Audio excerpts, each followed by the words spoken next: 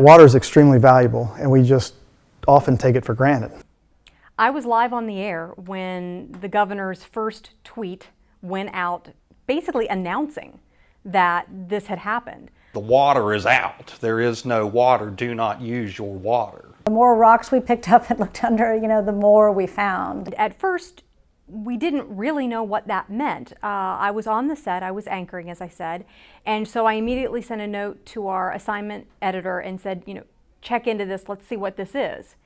And finished anchoring the rest of that segment of the newscast. During the commercial break, came out, checked in, we'd gotten a little more information. We'd confirmed that yes, this came from the governor's office and it is a do not use order, which is different than a boil water advisory, which is, I think, what a lot of people maybe wondered at first. Is this just a boil water advisory? We get those all the time.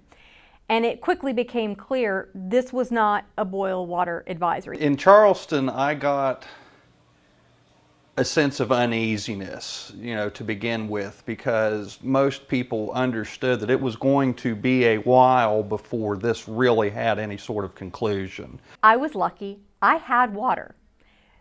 But that meant I was sort of ground zero for people who needed showers, who needed to fill up water bottles, for people who just kind of wanted a place where they could get away from the no water situation wherever they were and feel a sense of normalcy for a little bit. So I was very, very fortunate. But our staff, our reporters, their families, many of them, I think nearly all of them, they lived in apartments and in homes where they didn't have water either. So this was a story that they were covering, but they were also experiencing firsthand. There was a guy and his wife, and they looked like they might have been, late 50s, early 60s, who had loaded up the back of their truck with cases of water from Walmart, and they were going down the road handing them out to people.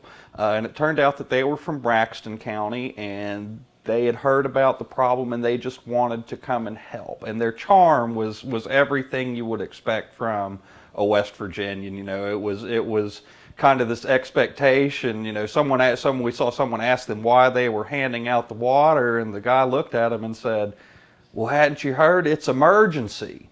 When we don't have water, it creates a serious, serious situation, and not one that's just, environmentalists care about it.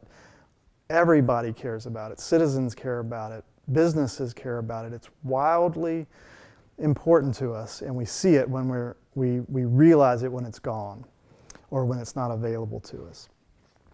That was the first thing that the chemical spill told us.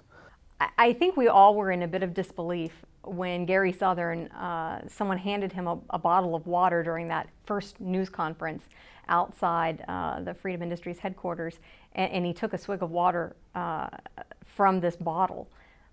I think we couldn't quite believe that he'd made that kind of a blunder in the midst of all of this, and it really set the tone.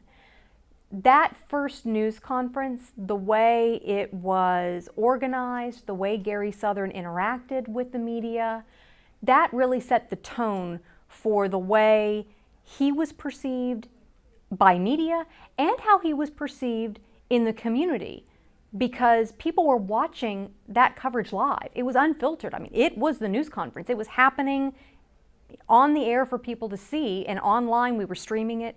So they saw a very unvarnished version of what was happening. For me, it was really an education in the entire ecosystem of looking at water.